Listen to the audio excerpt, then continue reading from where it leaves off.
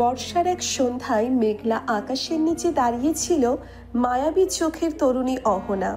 হাতে একগুচ্ছ রজনীগন্ধা, যার সুবাস চারিদিকে ছড়িয়ে পড়ছিল। অহনার মনটা আজ একটু অন্যরকম, কারণ আজ তার প্রিয় বান্ধবীর জন্মদিন। সে তার জন্যে অপেক্ষা করছিল। হঠাৎ ঝোড়ো হাওয়ায় তার ওড়না উড়ে যায়, আর ঠিক তখনই সুদর্শন যুবক আরিয়ান ছুটে এসে ওড়নাটা ধরে। আরিয়ানের চোখে মুখে এক অদ্ভুত মুগ্ধতা, যেন সে কোনো স্বপ্ন দেখছে। অহনার হৃদয়েও যেন এক মৃদু কম্পন সৃষ্টি হয়। প্রথম দেখাতে এই দুজনের চোখে যেন বিদ্যুতের ঝলকানি। এই যে আপনার ওড়নাটা নিন। ধন্যবাদ আপনাকে। তাদের এই ছোট্ট কথোপকথনই যেন এক নতুন গল্পের সূচনা করে। অহনা তার ওড়না হাতে নিয়ে আরিয়ানের দিকে তাকিয়ে মৃদু হাসে। আরিয়ানও হাসে, তার চোখে মুখে এক অদ্ভুত ভালো লাগার আভাস। অহনা তার বান্ধবীর জন্মদিনের অনুষ্ঠানে যোগ দিতে চলে যায়, কিন্তু আরিয়ানের মুখটা তার মন থেকে কিছুতেই সরছিল না। আরিয়ানও অহনার মায়াবী চোখের কথা ভাবতে ভাবতে বাড়ি ফেরে। একদিন অহনা কফি শপে তার এক বান্ধবীর জন্য অপেক্ষা করছিল। তখন হঠাৎ কফি শপে আরিয়ান প্রবেশ করে। তখন দুজনের চোখ দুজনের দিকে পড়ে। দুজনেই দুজনকে চিনতে পারে, কিন্তু কেউ কারোর সাথে কোনো কথা বলে না। এইভাবে চলে যায় আরও কিছুদিন। একদিন অহনা একটি রেস্টুরেন্টে খাবার খাচ্ছিল। সৃষ্টিকর্তার ইচ্ছেই তাদের আবারও দেখা হয়। এবারেও তারা দুজন দুজনকে চিনতে পারে। এইবারও কেউ কোনো কথা বলে না। আরিয়ান কোনো সিট খালি না পেয়ে অহনার টেবিলেই তার সামনের চেয়ারে বসে পড়ে। কারো মধ্যে কোনো কথা নেই। আরিয়ান তার খাবার অর্ডার দিয়েছে আর অহনা তার খাবার খাচ্ছে। তখনই ওয়েটার বিল নিয়ে আসে। অহনা দেখে তার ব্যাগে কোনো টাকা নেই। তখন অহনা ওয়েটারকে বলে, ভাইয়া, আমি তো ব্যাগে টাকা পাচ্ছি না। টাকা পাচ্ছেন না মানে? আপনি কি মজা পাইছেন এটা? আমি কিছু জানি না, আপনি তাড়াতাড়ি টাকা দেন। অন্যদিকে আরিয়ানের খাওয়া প্রায় শেষ। সে এতক্ষণ যাবৎ সব কথা শুনছিল। আরিয়ান তার ক্রেডিট কার্ডটা ওয়েটারের দিকে এগিয়ে দিয়ে বলে, এখান থেকে আমাদের দুজনের বিল রাখেন। তারপর ওয়েটার ক্রেডিট কার্ডটা নিয়ে সেখান থেকে চলে যায়। অনেক অনেক ধন্যবাদ আপনাকে। আপনি বিলটা না দিলে আজ অনেক অপমানিত হতাম। সমস্যা নেই, মানুষ তো মানুষের উপকার করার জন্যই। আপনার বিকাশ নাম্বারটা দেন, আমি টাকাটা পাঠিয়ে দিব। আরে কি বলছেন এগুলা? কিসের টাকা? কোনো টাকা দেওয়া লাগবে না। আরিয়ানের অনেক বলেও কোনো লাভ হলো না। অহনা এক প্রকার জোর করে আরিয়ানের বিকাশ নাম্বারটা নিয়ে নেয়। হোটেল থেকে বেরিয়ে আরিয়ান দেখে অহনা হেঁটে চলে যাচ্ছে। তখন সে দৌড়ে অহনার কাছে যায়। এই যে দাঁড়ান, একটা রিক্সা নেই, আমরা একই দিকে যাচ্ছি, আমার বাসাও ওই দিকে। ধন্যবাদ, কিন্তু আমি হেঁটে চলে যেতে পারবো। দাঁড়ান তো, এত কথা বইলেন না। আরিয়ান অহনাকে কিছু বলার সুযোগ না দিয়ে তাকে নিয়ে রিকশায় ওঠে। অহনাকে ওর বাসার সামনে নামিয়ে দেয়। তারপর বলে, এতখানি পথ কিভাবে হেঁটে আসতেন আমার তো মাথায় ধরছে না। অনেক অনেক ধন্যবাদ, আজকে আপনি অনেক সাহায্য করলেন। আরিয়ান কিছু বলে না, শুধু একটু মুচকে হাসে। তারপর অহনার থেকে বিদায় নিয়ে রিকশাওয়ালাকে যেতে বলে। সেদিন সন্ধ্যায় আরিয়ান বাসার ছাদে বসেছিল। তখন তার বিকাশে একটি মেসেজ আসে। তারপর তার ফোনে একটি কল আসে। আরিয়ান বুঝতে পারে এটা অহনা, তাই একটা মুচকি হাসি দিয়ে ফোনটা রিসিভ করে। আসসালামু আলাইকুম, কেমন আছেন? ওয়ালাইকুম আসসালাম। জি আলহামদুলিল্লাহ, ভালো, আপনি? আমিও। টাকাটা পেয়েছেন? জি পেয়েছি। তখন অনেকক্ষণ তাদের মধ্যে বিভিন্ন কথা হয়। এতক্ষণ ধরে কথা বলছি কিন্তু কেউ কারো নামই জানলাম না। আমি আরিয়ান। আমি অহনা। গুড নাইট বলে তারা কথা শেষ করে দুজনেই দুজনের নাম্বার সেভ করে নেয়। কেন তারা নাম্বার সেভ করলো সেটা তারা নিজেও জানে না। হয়তো এটাই মনের টান, যা কেউই বুঝতে পারে না। এভাবেই চলছিল তাদের দিন। এখন প্রতিদিনই তাদের কথা হয়। কেউ কারোর সাথে কথা বলা ছাড়া থাকতে পারে না। এই বন্ধুত্ব সম্পর্কটা কখন যে ভালোবাসায় পরিণত হয়েছে সেটা তারা নিজেরাও জানে না। আরিয়ান বুঝতে পারে সে অহনাকে ভালোবেসে ফেলেছে। তাছাড়া সে তো প্রথম দেখাতেই অহনার উপর ক্রাশ খেয়েছিল। না, আর দেরি করা যাবে না। অহনাকে খুব তাড়াতাড়ি প্রপোজ করতে হবে। অন্যদিকে অহনা রাতে ঘুমানোর সময় আরিয়ানের কথা এত মনে পড়ে কেন? আমি কি আরিয়ানকে ভালোবেসে ফেলেছি? না এগুলো কি ভাবছি? আমরা তো শুধু বন্ধু। এভাবেই কেটে যায় এক সপ্তাহ। অহনা এখন কিছুটা বুঝতে পারে যে সে আরিয়ানকে ভালোবেসে ফেলেছে। একদিন দুজনেই ঠিক করে আগামীকাল দিঘির পাড়ে দেখা করবে। অন্যদিকে আরিয়ান প্ল্যান করে কালকেই সেই অহনাকে প্রপোজ করবে। আগামীকাল দিনের সূর্যটা অনেক উজ্জ্বল, আকাশে হালকা মেঘ, রোদের আলোয় চারিদিক চিকমিক করছে। বিকেলবেলায় দুজনেই রেডি হচ্ছে দেখা করতে যাওয়ার জন্য। দুজনেই দিঘির পাড়ে দেখা করে। অহনা, আজকে না তোমাকে অনেক সুন্দর লাগছে। পাম দিও না, এগুলো আমার ভালো লাগে না। আমি সত্যি বলছি অহনা। আচ্ছা হয়েছে, চলো একটু ওইদিকে হাঁটতে যাই। চলো। কিছুক্ষণ তারা হাঁটাহাঁটি করে এক পর্যায়ে তারা একটি নীরব জায়গায় এসে পৌঁছে। তখনই হঠাৎ অহনা কিছু বুঝে ওঠার আগেই আরিয়ান হাঁটু গেড়ে বসে গোলাপ হাতে নিয়ে বলা শুরু করলো। অহনা, এই বন্ধুত্বের মধ্য দিয়ে কখন যে তোমাকে ভালোবেসে ফেলেছি নিজেও জানি না। আমি তোমাকে ভালোবাসি। আমার জীবনে তুমি এক নতুন আলো নিয়ে এসেছো। আমি তোমার সঙ্গে আমার বাকি জীবন কাটাতে চাই। হ্যাঁ আরিয়ান, আমিও তোমাকে ভালোবাসি। আমিও তোমার সঙ্গে আমার বাকি জীবনটা কাটাতে চাই। তাদের এই স্বীকারোক্তির মাধ্যমে তাদের প্রেমের পথ চলা শুরু হয়। সেদিন রাতে আরিয়ান তার ঘরে বসেছিল। তার শুধু আজকের দিনের কথাই বারবার মনে হচ্ছিল। তখন আরিয়ান অহনাকে কল করে। হ্যালো। আরিয়ান বলো। কি করো জান? এই তো বসে আছি, তুমি? হ্যাঁ, আমিও বসে আছি। তোমার কি মন খারাপ? কি করি জান, তোমার কথা অনেক মনে পড়ছে। মন চায় তোমাকে সারাক্ষণ শুধু দেখি। আরিয়ানের কথা শুনে অহনা একটু হাসে, তারপর বলে, তাহলে বিয়ে করে নাও, তখন সারাদিন আমাকে দেখতে পাবে। দেখি। আচ্ছা বাই, পরে কথা হবে, আম্মু ডাকছে। ধুর, উনি ডাকার সময় পেল না, বজ্জাত মহিলা। এই ঠিক করে কথা বলো, তোমার কিন্তু শাশুড়ি হয়। সরি জান। আচ্ছা যাও, গুড নাইট। অহনা আর আরিয়ানের সম্পর্কটা এখন যেন স্বপ্নের মতো। প্রতিদিন একে অপরের সঙ্গে কথা না বললে তাদের দিনই যেন শুরু হয় না। ছোট ছোট ভালোবাসার মুহূর্তগুলোই এখন তাদের জীবন হয়ে উঠেছে। তবে ভালোবাসার পথ তো কখনোই একেবারে মসৃণ হয় না। একদিন বিকালে অহনা জানালার পাশে বসেছিল, তখনই তার ফোনে একটা মেসেজ আসে। কাল বিকেলে তোমাকে একটা সারপ্রাইজ দেব, রেডি থেকো। অহনা মুচকি হেসে রিপ্লাই দেয়, সারপ্রাইজ? আবার কি প্ল্যান করেছো? কাল জানবে, আর এখন তুমি শুধু সুন্দর করে রেডি থেকো। পরের দিন বিকালে দিঘির পাড়ে অহনা একটু আগে এসে বসেছিল। চারিপাশটা বেশ সুন্দর লাগছিল, হালকা বাতাস বইছে আর সূর্যাস্তের আলো দিঘির পানিতে প্রতিফলিত হচ্ছে। কিছুক্ষণ পর আরিয়ান এসে অহনার সামনে দাঁড়ায়, হাতে একগুচ্ছ লাল গোলাপ। অহনার দিকে তাকিয়ে সে হালকা হাসে, তারপর ধীরে ধীরে এগিয়ে এসে বলে, তোমাকে আমার জীবনে চাই অহনা, শুধু বন্ধু হয়ে নয়, সারা জীবনের সঙ্গী হয়ে। অহনা কিছুক্ষণ তাকিয়ে থাকে, তার হৃদয় জুড়ে ভালোবাসার এক মিষ্টি অনুভূতি ছড়িয়ে পড়ে। সে হালকা হাসে, তারপর গোলাপগুলো নিয়ে বলে, তাহলে তো আমাদের সত্যিই বিয়ে করা উচিত, তাই না? আরিয়ান প্রথমে অবাক হয়, তারপর হেসে বলে, তোমার কথাই সত্যি। তাহলে চলো আমাদের পরিবারকে জানাই। কিন্তু ভাগ্য যেন এত সহজে তাদের পাশে ছিল না।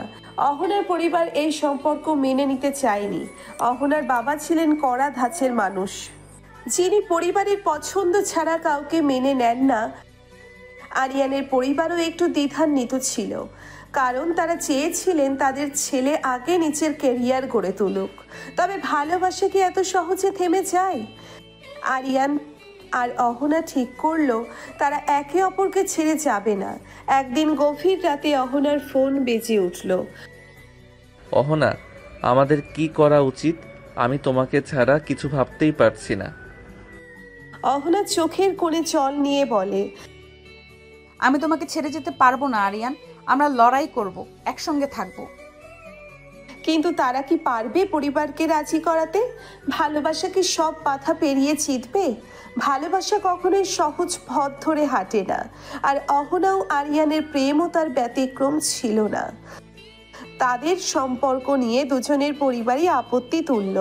অহনার বাবা স্পষ্ট জানিয়ে দিলেন, আমার মেয়ে আমার পছন্দ করা ছেলের সঙ্গেই বিয়ে করবে, কোনো আরিয়ান ট্যারিয়ান নয়। অন্যদিকে আরিয়ানের মা বাবা চেয়েছিলেন ছেলে আগে নিজের কেরিয়ার গড়ে তুলুক, তারপর বিয়ের কথা ভাববে। কিন্তু সত্যিকারের ভালোবাসা কি এত সহজে দমে যায়? একদিন রাতে ফোনে কথা বলার সময় অহনা বলে, আমাদের কি করা উচিত আরিয়ান? আমি জানি আমার বাবা কখনো রাজি হবেন না। আমি হাল ছাড়ব না অহনা, তোমার বাবার মন জয়ের জন্য যা দরকার আমি তাই করব। অহনা দীর্ঘশ্বাস ফেলল। তুমি জানো আমার বাবা খুব জেদি মানুষ।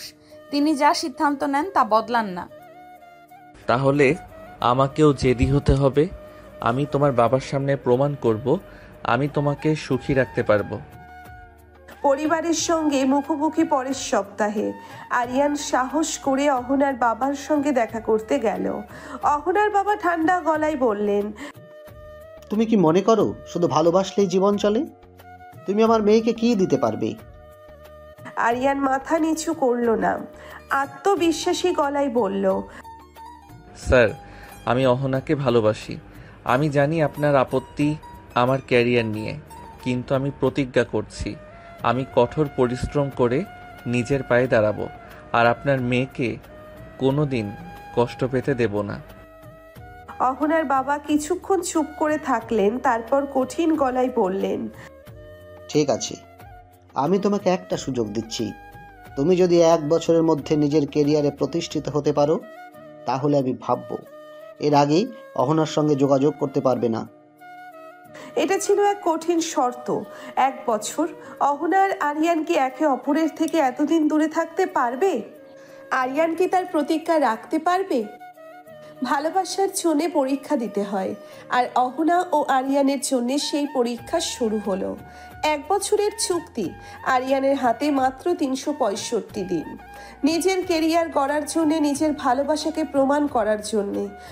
প্রথম দিনগুলো ছিল কষ্টের। অহনার অভ্যেস হয়ে গিয়েছিল প্রতিদিন আরিয়ানের সঙ্গে কথা বলা, তার হাসির শব্দ শোনা। কিন্তু এখন সবকিছু যেন একসঙ্গে থমকে গেছে। এক রাতে অহনা ফোনের স্ক্রিনের দিকে তাকিয়েছিল। তার চ্যাটবক্সের সর্বশেষ মেসেজটা এখনো ছিল, আমি প্রতিজ্ঞা করছি একদিন আমি তোমার বাবার সামনে গর্ব নিয়ে দাঁড়াবো। অহনার চোখ ভিজে এলো। অন্যদিকে আরিয়ান দিন রাত পরিশ্রম করছিল। সে একটি মাল্টিন্যাশনাল কোম্পানির ইন্টার্নশিপ পেয়েছে।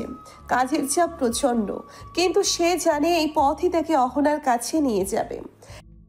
1 বছর পর। সময় দ্রুত কেটে যায়। 1 বছর পার হয়ে গেল। একদিন সকালে অহনার বাবা অফিস থেকে ফিরেই বললেন, অহনা, আজ সন্ধ্যায় একটা ছেলের পরিবার আসবে তোমাকে দেখতে। অহনার বুক ধক করে উঠল। কিন্তু বাবা, আমি যা বলছি তাই হবে। তার বাবা স্পষ্ট জানিয়ে দিলেন। অহনার চোখের কোণে পানি জমে উঠল। তাহলে কি সব শেষ?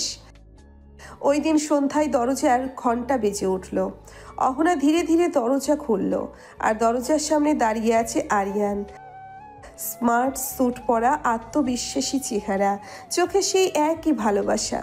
অহনার বাবার সামনে মাথা উঁচু করে বলল আরিয়ান, স্যার, আমি কথা রেখেছি। আমি এখন একটি নামকরা কোম্পানির ম্যানেজার। আমি আপনাকে কথা দিয়েছিলাম আমি নিজের পায়ে দাঁড়াবো। আজ আমি আপনাকে বলতে এসেছি আমি আপনার মেয়েকে ভালোবাসি এবং তাকে সারা জীবন সুখী রাখতে চাই।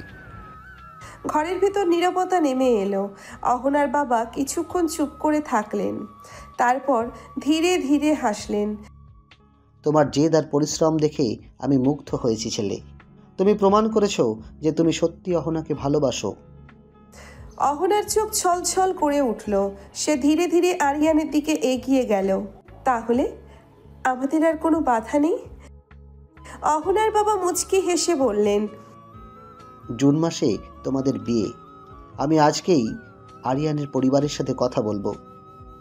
কয়েক মাস পর বিয়ের দিন ধুমধাম করে শুরু হয় বিয়ের প্রস্তুতি। অহনার বান্ধবী মিম আর আরিয়ানের বন্ধু রিয়ান মিলে সব আয়োজন করে। তারা মিলে বিয়ের প্রতিটি খুঁটিনাটি পরিকল্পনা করে যাতে সব কিছু নিখুঁত হয়। অহনা লাল শাড়িতে অপরূপ লাগছে। আরিয়ানের চোখের দৃষ্টি সেই প্রথম দিনের মতোই মায়াবী। স্বপ্ন সত্যি হলো, আজ থেকে তুমি শুধু আমার। তুমিও শুধু আমার, আজ থেকে আমরা দুজন দুজনের। তখন অহনার চোখে পানি চলে আসে। আরিয়ানও অনেকটা ইমোশনাল হয়ে গেছে, কারণ সেও অনেক কষ্টের পর আজ অহনাকে নিজের করে পেয়েছে। কিন্তু আরিয়ান নিজেকে সামলে নিয়ে অহনার চোখের পানি মুছে দেয়। এই পাগলি, কাঁদছো কেন? একদম কাঁদবে না। অহনা তখন আরিয়ানের হাত শক্ত করে ধরে।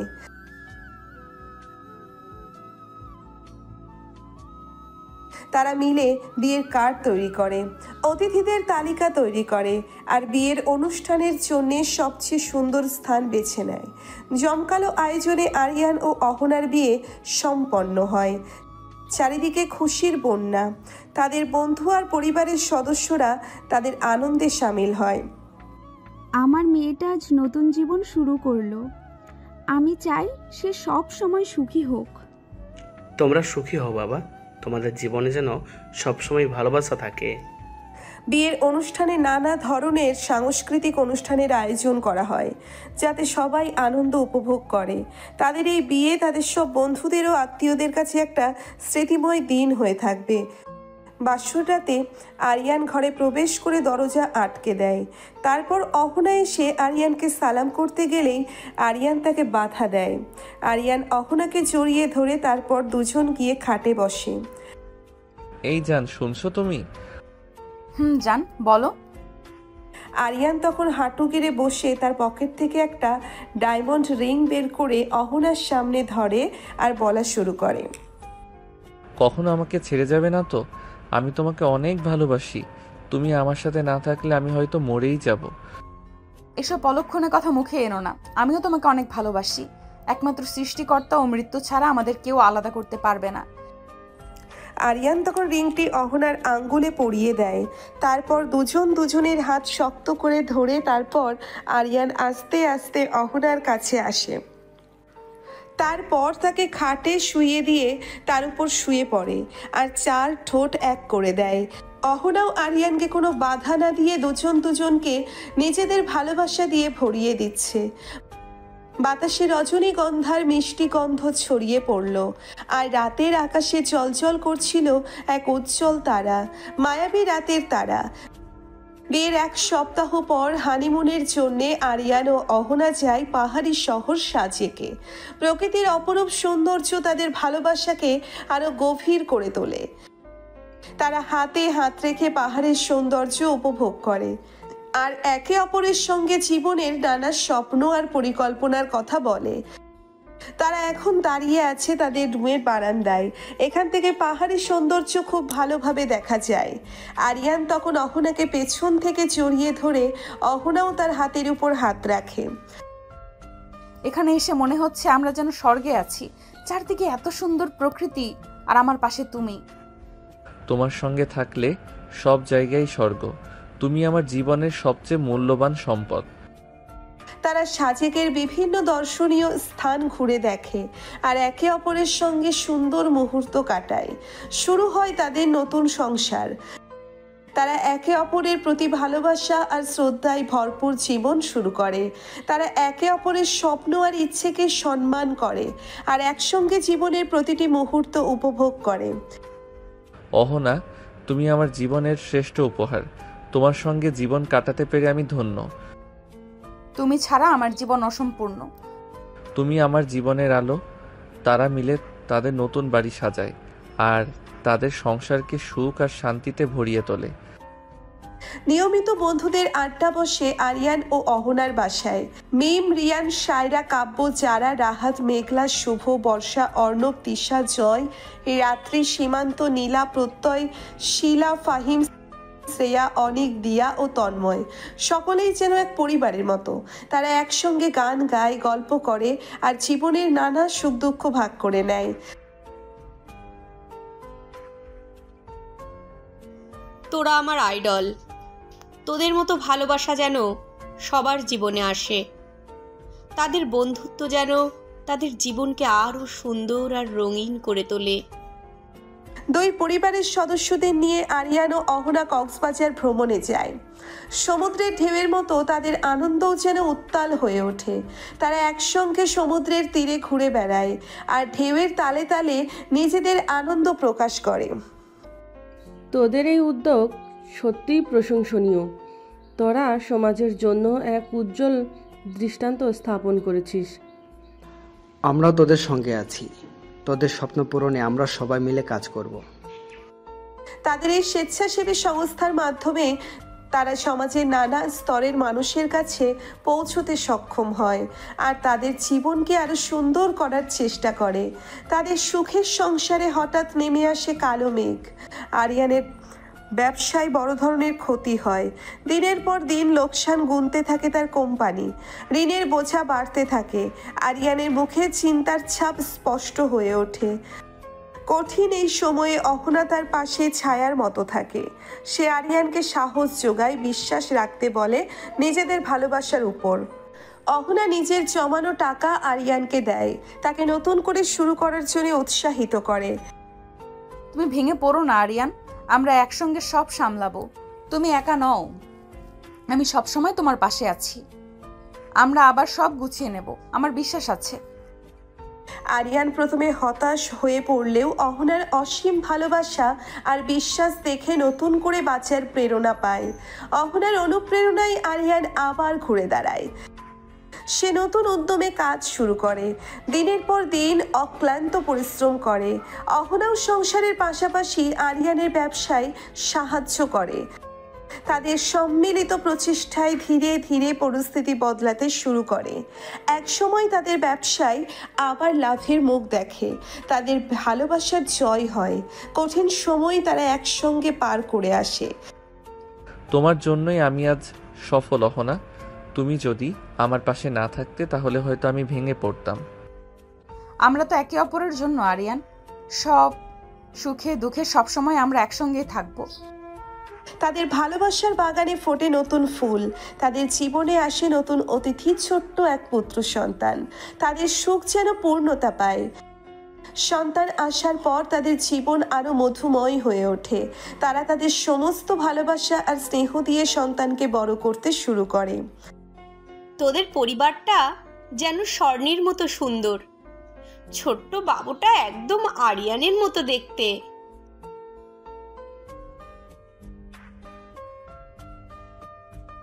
তাদের স্বেচ্ছাসেবী সংস্থার কাজ আরো বিস্তৃত হয়। তারা আরো বেশি অসহায় মানুষের কাছে পৌঁছতে সক্ষম হয়। তাদের সংস্থা গরিব শিশুদের শিক্ষা, বস্ত্র ও চিকিৎসার ব্যবস্থা করে। তারা বিভিন্ন গ্রামে গিয়ে স্বাস্থ্য শিবির স্থাপন করে, দরিদ্র মানুষদের সাহায্য করে।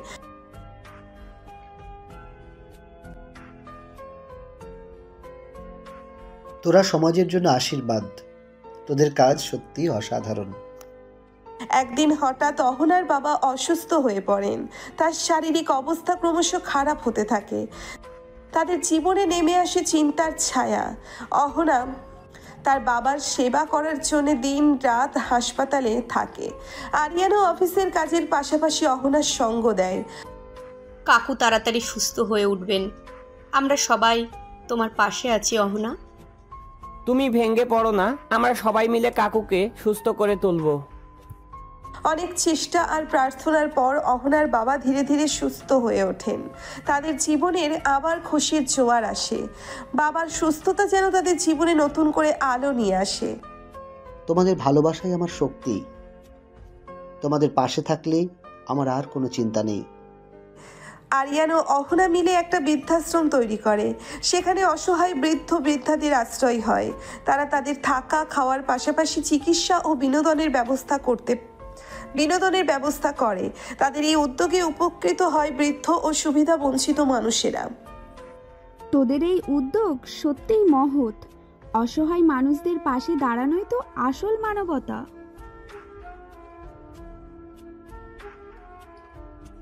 তাদের বিবাহ বার্ষিকীতে বন্ধুদের নিয়ে এক জমকালো পার্টির আয়োজন করা হয়। চারিদিকে আনন্দ আর ভালোবাসার ছড়াছড়ি। তারা একে অপরের প্রতি তাদের গভীর ভালোবাসা প্রকাশ করলো। তোরা আমাদের অনুপ্রেরণা। তোদের মতো ভালোবাসা যেন সবার জীবনে আসে। তারা তাদের স্বেচ্ছাসেবী সংস্থার মাধ্যমে দেশের বিভিন্ন প্রান্তে কাজ শুরু করে। তাদের ঋণ একটি সুন্দর ও সমতাপূর্ণ বজায় করা। তারা বিভিন্ন দুর্যোগপূর্ণ এলাকায় ত্রাণ বিতরণ করে, পবিত্র মানুষদের ঘর তৈরি করে দেয়। আমরা সবাই তোদের সঙ্গে আছি, তোদের যে কোনো প্রয়োজনে আমরা। তাদের ভালোবাসা যেন সময়ের সঙ্গে আরো গভীর হয়। একে অপরের প্রতি শ্রদ্ধা ও বিশ্বাস তাদের সম্পর্ককে আরো মজবুত করে। তাদের ছেলে বড় হয়ে তাদের মতোই মানুষের সেবা করার আগ্রহ দেখায়। তুমি আমার জীবনের শ্রেষ্ঠ প্রাপ্তি আরিয়ান। তোমার সঙ্গে প্রতিটি মুহূর্ত আমার কাছে অমূল্য। তুমি ছাড়া আমার জীবন অর্থহীন হনা। তুমি আমার জীবনের আলো। তাদের স্বেচ্ছাসেবী সংস্থার কাজে নানা ধরনের বাধা আসে। কিছু স্বার্থান্বেষী মহল তাদের ভালো কাজকে ব্যাহত করার চেষ্টা করে, কিন্তু তারা দমে যায় না, বরং আরো দৃঢ় মনোবল নিয়ে তাদের কাজ চালিয়ে যায়। তোদের মতো মানুষরাই সমাজকে এগিয়ে নিয়ে যায়। তোরা নির্ভয়ে নিজেদের কাজ করে যা। সব বাধা পেরিয়ে তারা তাদের স্বাস্থ্য পূরণের জন্যে এগিয়ে যায়। তাদের কাজ সমাজের মানুষের কাছে প্রশংসিত হওয়া। সরকার এবং বিভিন্ন সংস্থার তাদের কাজের জন্য স্বীকৃতি দেয়। তোরা সমাজের জন্য আশীর্বাদ। তোদের কাজ সত্যি অসাধারণ। তাদের ভালোবাসার আলোয় চারিদিকে আলোকিত হয়ে ওঠে। তার জীবন যেন তাদের আদর্শে অনুপ্রাণিত হয়ে বড় হয়ে এবং তাদের মতোই মানুষের সেরা করার মতো হয়।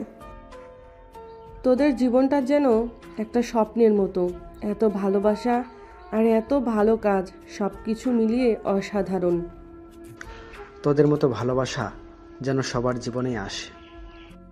একদিন রাতে জয় ঘুমাচ্ছিল। অহনার ড্রেসিং টেবিলের সামনে বসে চুল ঠিক করছিল। তখন আরিয়ান এসে তাকে পেছন থেকে জড়িয়ে ধরে। জান, একটু আদর দাও না। না, এখন না, আমি অনেক ক্লান্ত। থাক, লাগবে না। তুমি আমাকে আর আগের মতো ভালোবাসো না। অহনা তখন জয়কে দেখিয়ে দিয়ে বলে, ভালো না বাসলে এটা তো আকাশ থেকে এসেছে, তাই না? আরিয়ান কোনো কথা বলে না। সে অন্যদিকে মুখ ঘুরিয়ে রেখেছে। তাই অহনা তাকে সামনের দিকে ফিরিয়ে চারঠো ট্যাগ করে দেয়। আরিয়ান কিচ্ছু না বলে অহনাকে রেসপন্স করে। তারপর দুজনেই হারিয়ে যায় ভালোবাসার অতল সমুদ্রে। যে সমুদ্রে যেতে প্রয়োজন দুজনেরই পরিপূর্ণ ভালোবাসা। আরিয়ান ও অহনার ছেলে স্বপ্ন দেখে। সে বাবা মায়ের দেখালো। তোমার এই ইচ্ছার চেয়ে আমাদের কাছে বড় কোনো অর্জন নেই বাবা। আমরা অবশ্যই তোমাকে শেখাবো।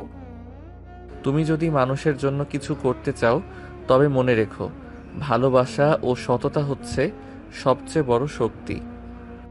তাদের ছেলেও একদিন বাবা মায়ের পথ ধরে সমাজসেবায় জড়িয়ে পড়ে। সে গরিব ও অসহায় শিশুদের জন্য একটি স্কুল প্রতিষ্ঠা করে, যেখানে বিনামূল্যে পড়াশোনার ব্যবস্থা করা হয়। একদিন অহনা বারান্দায় দাঁড়িয়ে সূর্যাস্ত দেখছিল। পাশেই আরিয়ান এসে দাঁড়ায়। তারপর অহনাকে পেছন থেকে জড়িয়ে ধরে। তুমি কি জানো অহনা, তোমার জন্যই আমার জীবন এত সুন্দর।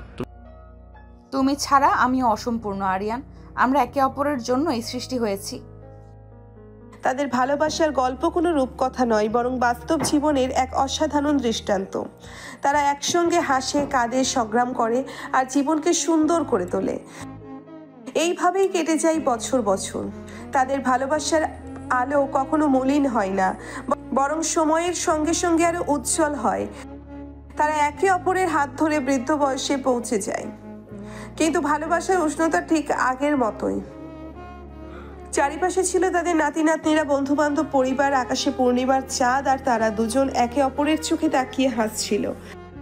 তুমি কি জানো অহনা, আমার জীবনের সবচেয়ে সুন্দর উপহার তুমি। আমি তোমাকে ছাড়া কিছুই না আরিয়ান। তারা দুজন একসঙ্গে আকাশের দিকে তাকায়। মায়াবী রাতের তারারা তখন জ্বলজ্বল করছিল, যেন তাদের ভালোবাসার সাক্ষী হয়ে আছে চিরকাল।